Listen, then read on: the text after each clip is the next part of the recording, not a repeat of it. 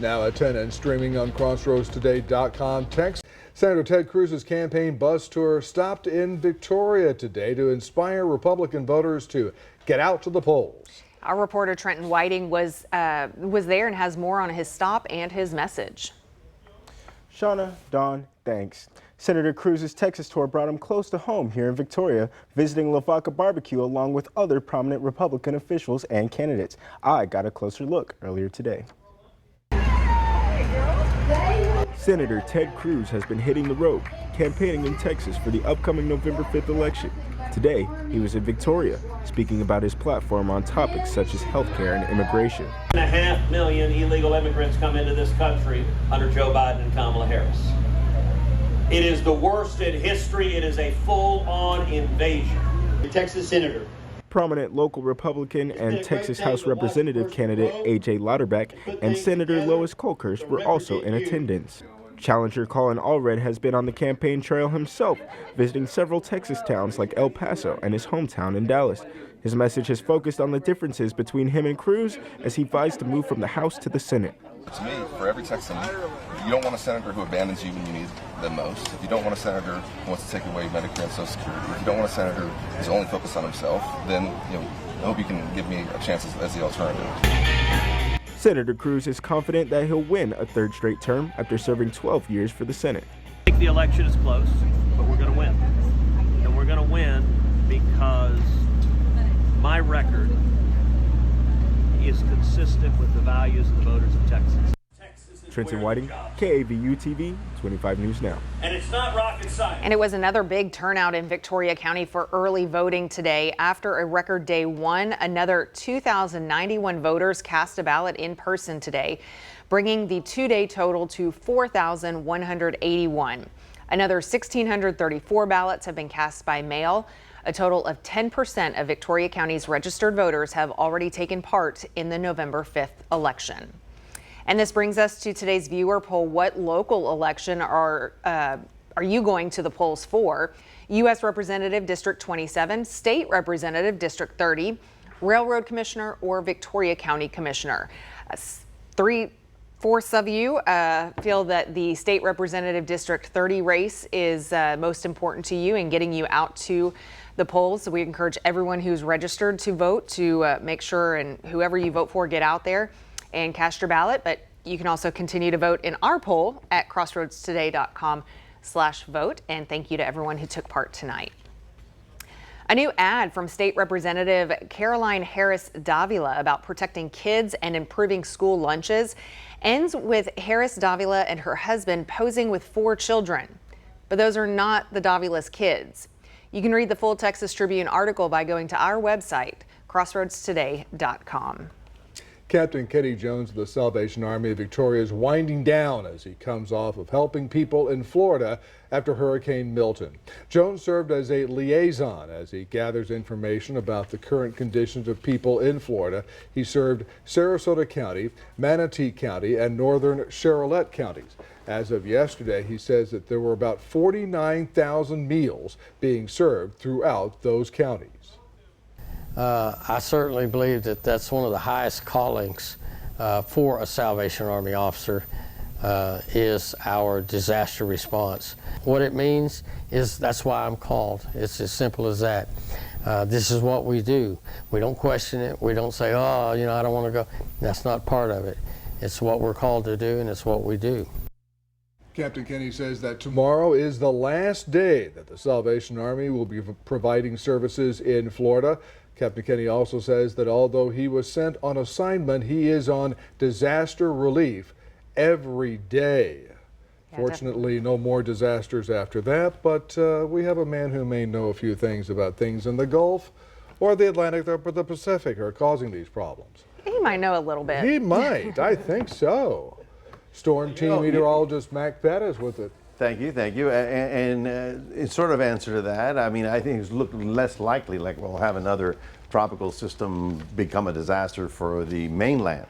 Not over with completely, but we'll be looking at that in a moment. A couple of little fronts across America right now. None of them are strong enough to bring us any kind of real cooling or even some rain, but we're looking at the long term, maybe 10 to 14 days from now.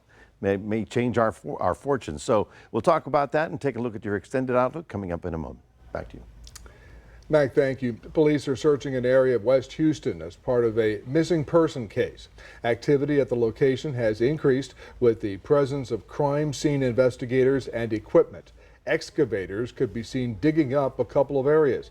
Detectives would not confirm who the missing person is, but they say this person was reported missing just recently, but could have actually been missing for up to 10 years. Volunteers from Texas EquiSearch are helping in the search using radar technology to look for anything that could be buried in the area. An important consumer alert involving McDonald's Quarter Pounders. Health officials are investigating an E. coli outbreak linked to Quarter Pounders sold at McDonald's in multiple states. At least 49 people in 10 states have been sickened, and one person, an older adult in Colorado, has died. 10 people have been hospitalized, including a child. The CDC says that McDonald's is working with public health officials to determine what ingredient is contaminated with the E. coli bacteria and causing people to get sick. McDonald's released a statement this afternoon saying initial findings from the investigation are pointing to slivered onions used in the Quarter Pounder and sourced by a single supplier. Symptoms of E. coli infection include high fever over 102 degrees, severe stomach cramps, diarrhea, and vomiting. No cases have been reported in Texas, but McDonald's has pulled Quarter Pounders from its restaurants in the affected states. Discovering lice can be both annoying and stressful, especially for parents of school-age children. But don't panic. There are simple steps that you can take to address the problem head on. Here's ABC's Sherry Preston to explain. If you suspect your child has head lice, begin with a thorough scalp examination, focusing behind the ears and at the nape of the neck where lice and nits tend to hide out.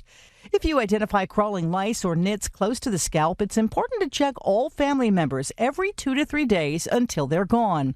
Both over-the-counter and prescription treatments can be effective for removal. Just be sure to follow all instructions to eliminate them completely. According to the CDC and the American Academy of Pediatrics, children with head lice don't need to miss school. They can return to class after starting treatment, even if nits remain, as long as crawling lice have been dealt with. Dead nits don't spread lice, so a no-nit policy is unnecessary. If your child does have lice, don't forget to inform the school and other parents to help control the spread. With this Medical Minute, I'm Sherry Preston, ABC News. Well, just as the Jetsons predicted, flying cars may become a reality, or at least a variation of them. The FAA has published new rules that move forward, allowing half helicopter, half airplane electric air taxis to start whizzing through the skies. Federal aviation officials call today's newly released regulations, quote, the final piece of the puzzle. This is an example of the type of aircraft that people could see in the future that you're seeing here, known as electric vertical takeoff and landing aircraft, or EVTOL. The aircraft can fly like an airplane, but take off and land like helicopters at traditional airports, as well as new purpose-built vertiports in urban areas. Pretty interesting.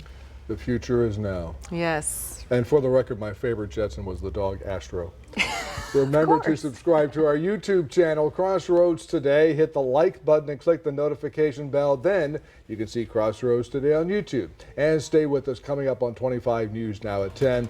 A former CEO of Abercrombie & Fitch and 2 other men are facing sex trafficking and interstate prostitution charges. Plus, Hurricane Oscar is a small and mighty storm that has left deadly flooding in its path.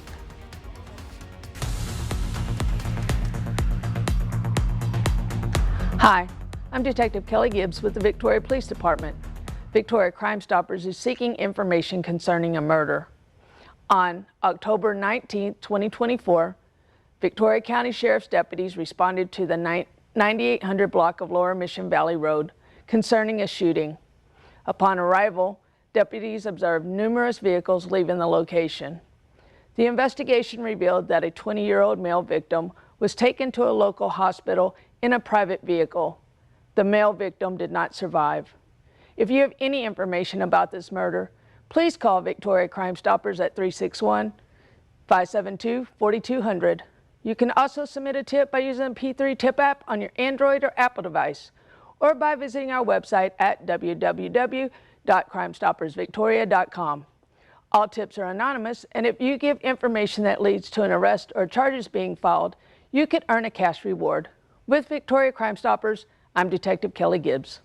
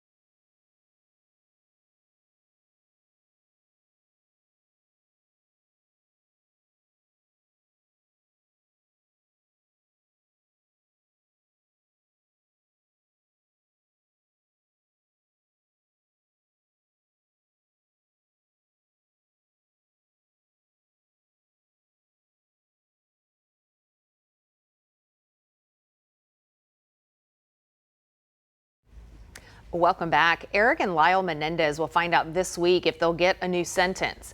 Convicted in 1996 for the 1989 murder of their parents, the brothers claimed they acted in self-defense after years of abuse by their father. Their first trial ended in a hung jury, and in the second, much of the abuse evidence was excluded. The case is being re-examined after a letter Eric wrote before the murders detailing that abuse was found. Attorneys argue this could have led to a lesser sentence. They're currently serving life without parole, and a hearing is set for November 26th. The former CEO of Abercrombie & Fitch and 2 other associates were arrested on charges related to sex trafficking. A federal indictment charges Mike Jeffries and his 2 associates ran a sex trafficking scheme between 2008 and 2015. They're accused of recruiting men who wanted to become models, then giving them drugs, alcohol, and Viagra at sex-themed parties. The trio made their first court appearances in federal court this afternoon. The presidential candidates are crisscrossing the 7 battleground states in the final weeks before Election Day. They're working to appeal to any undecided voters. But polling shows the majority of voters have already decided who they will vote for. And with early voting underway, millions across the country have already cast their ballots. Julia Benbrook reports. With just 2 weeks until Election Day, former President Donald Trump and Vice President Kamala Harris tailored their appearances and messaging to a shrinking group of available voters. We stand on the verge of the 4 greatest years in the history of our country. I believe that when we think about who we are as the American people, there is more we have in common than what separates us. Early voting is underway in most states, and as of Tuesday morning, nearly 16 million ballots had already been cast. I think everyone realizes this is probably one of the most important elections they're going to have in years, and then when they get it done. I wasn't even really thinking about voting early, except for the fact that my daughter's back from college for fall break. So I just figured I'd go with her. While Democrats had a wide advantage over Republicans in pre-election voting 4 years ago, there's some evidence that the gap may not end up being quite so wide this year. Trump's campaign is making a last-minute push to advocate for early and mail-in voting, despite years of the former president falsely painting these methods as dangerous and fraudulent. Trump has changed his tune for obvious reasons because he needs those votes and wants to get people out. And some people just can't get out on one particular day. Polls continue to show there's no clear leader in the race for the White House. Reporting in Washington, I'm Julia Benbrook. A new report finds that women living in states with abortion bans obtained the procedure in the second half of 2023 at about the same rate as before the U.S. Supreme Court overturned Roe v. Wade. The We Count report was released today by the Society of Family Planning, which advocates for abortion access. It found that women in states with bans traveled out of state or had prescription abortion pills mailed to them. The report also found women increasingly used telehealth as medical providers in states with laws intended to protect them from prosecution in other states used online appointments to prescribe abortion pills. At least 7 people have died after Hurricane Oscar crossed Cuba's eastern coast as a tropical storm, bringing strong winds and heavy rain. Cuba's president said the full impact is unclear. Some areas remain flooded and hard to get to. The storm hit while Cuba was still recovering from a massive blackout caused by the failure of a major energy plant. That left the island in darkness for 4 days. Oscar made history as the smallest recorded hurricane with a wind field of just 6 miles, surprising many with its landfalls in the Bahamas and Cuba before heading back to the Bahamas. That is really very rare, isn't it, Mac? Yeah, very rare that they'd be that small, but we've been watching Oscar for a couple of days, and we're going to talk more about his path and where he's going next. But right now, for us, you and I are looking at 71 degrees, fairly comfortable. This afternoon, however, is 89, almost 90 degrees, and we're supposed to be in the low 80s. It's October, remember? Well, it's not going to feel much like October. We'll talk about the temperatures and look for some rain coming up in a moment. Join 25 News Now, the Victoria Advocate, and the Victoria Chamber of Commerce for a political forum with the candidates for State Representative District 30. Wednesday, October 23rd, 5:30 p.m., UHV Walker Auditorium. Hear from Democrat Stephanie Bassam and Republican A.J. Louderback as they vie for your vote.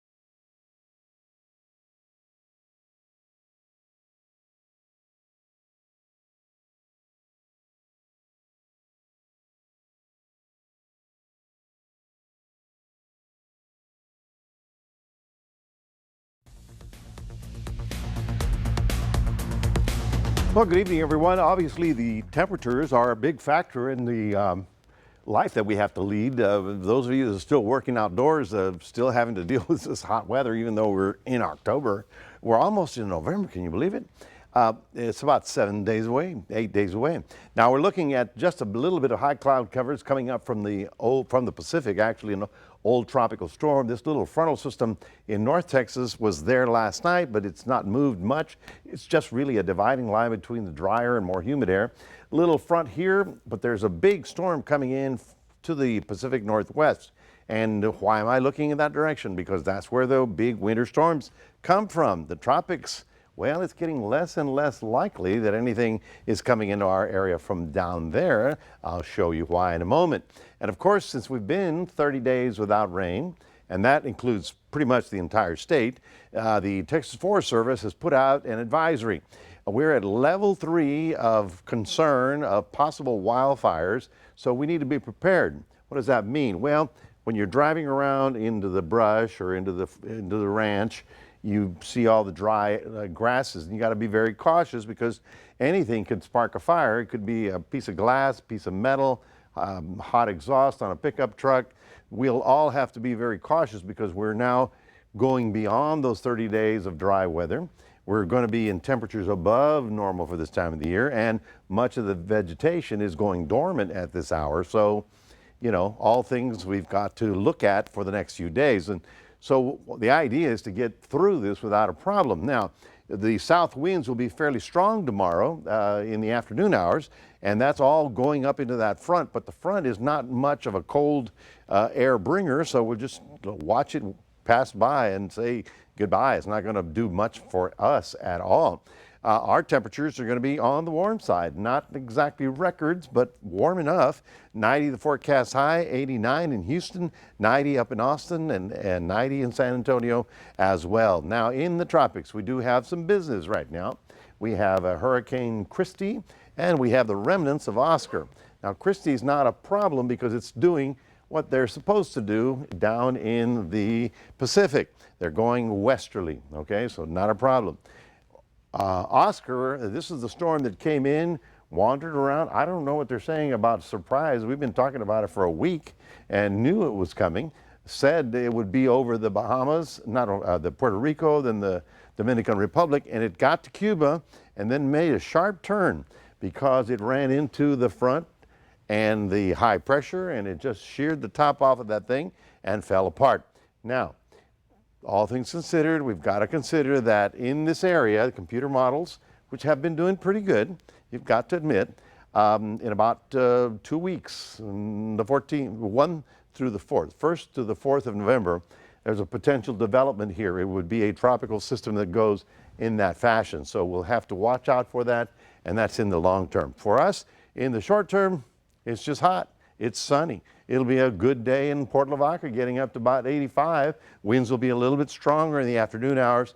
In Cuero, however, it's getting up to about 90. So it's, you know, I'm thinking that we're going to get Halloween costumes that are very light, you know, because it's going to be warm as we get to Halloween.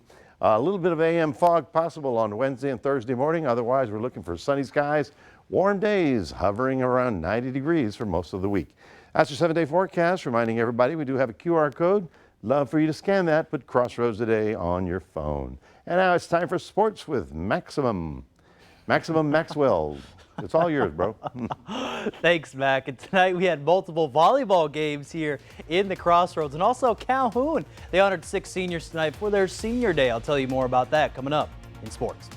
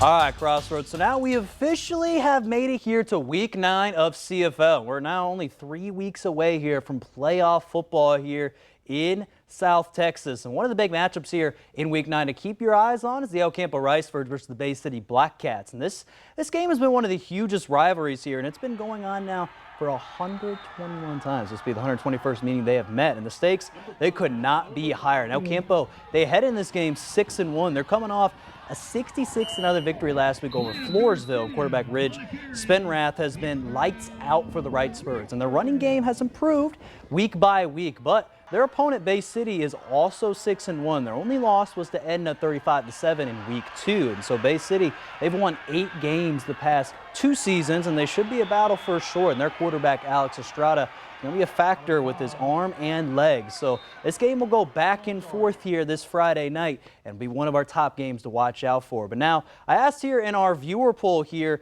again, we had 2 top 10 matchups we're going to look on this week. I just mentioned one of them in El Campo versus Bay City, and another one is Goliad and Edna out there in 3A ranks. So again, what would you guys choose for this one? And a lot of people are choosing Goliad and Edna right now as the winner here tonight for that game. And that one's going to be a good one. You got, again, Edna, Chase Schubert, got Goliad, Lamont Franklin. It's going to be a fun one to watch to go on this Friday night. Now, again, we had some volleyball action here tonight, but before that, the Calhoun Sandcrabs, they honored 6 seniors in Kendall Vargas, Breeley Christensen, Mackenzie Jude, Brooke Kirchner, Neva Rangel, and Addison Rodriguez. And these seniors, they've helped break records here for the Sandcrabs, and they've helped them win to 30 wins this season. And again, speaking of them, they actually won here tonight over Ingleside in 3 sets, 25-8, 25-8 in the second set, and then 25-12.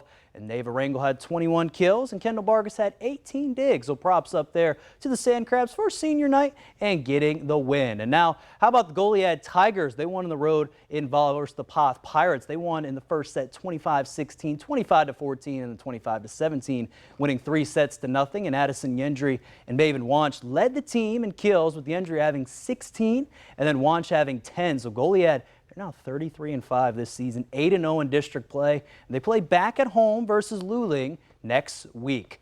Now, Victoria East, they played on the road as well in the Houston area versus the Marshall Buffaloes. They also won in 3 sets there, 2-0. Addison Azuna had 12 kills tonight, and then Lily Rather had 11 kills to help them get the win. And the Titans, they play back at home versus Lamar Consolidated this Friday. And then Victoria West, they actually played as well in the Houston area. They won 3 sets to nothing, and West won first set 25-10, 25-13, and 25-7. So the Warriors, they're played back home versus the Marshall Buffaloes this Friday night.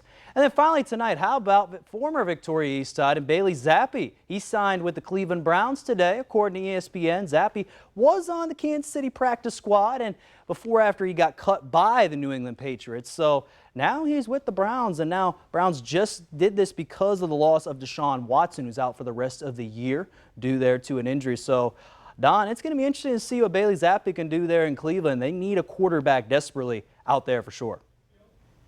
My prediction, Bailey takes over as starting quarterback for the Browns, leads them to the playoffs. All right, we're going to mark it. I didn't say what year, but anyway, best of luck to Bailey. Thank you, Max, and stay with us. Coming up on 25 News Now at 10, we'll take a last look at your weather. Plus, a new boxing program aimed at fighting gun violence is using a unique approach.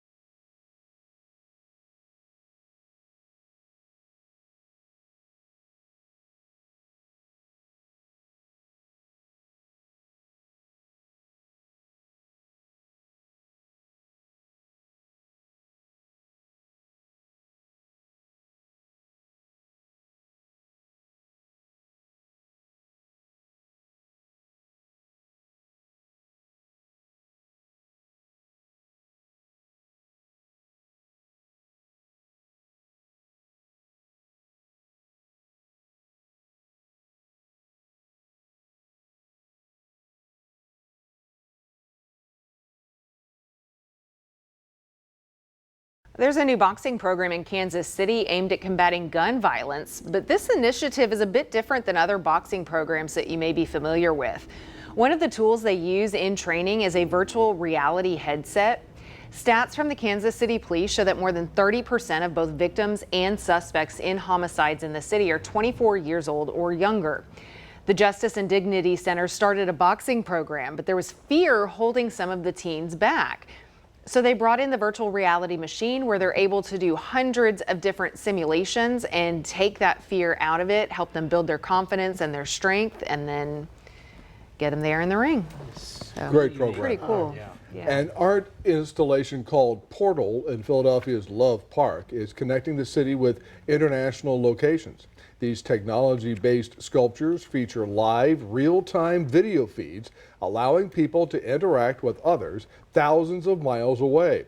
Currently, visitors can say hello to folks in Dublin, Vilnius, and Lublin, wherever that is.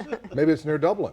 More cities will join the network as additional portals are installed worldwide, offering even more connections. That is awesome. That is really cool. Neat. Two awesome stories right there back in the day. That was Yeah. awesome. Well, I'm very concerned about that boxing thing because if you're boxing a game, it's very different when they hit you back.